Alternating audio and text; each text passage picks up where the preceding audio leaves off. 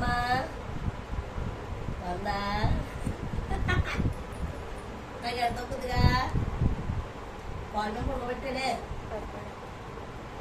అది అడిగా అది తిన్నాడు అనుకోని పాలు అడగడం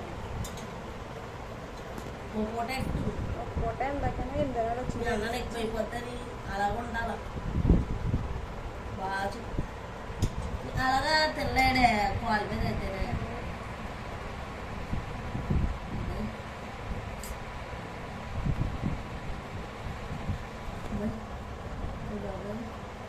ఆడికి అంటించే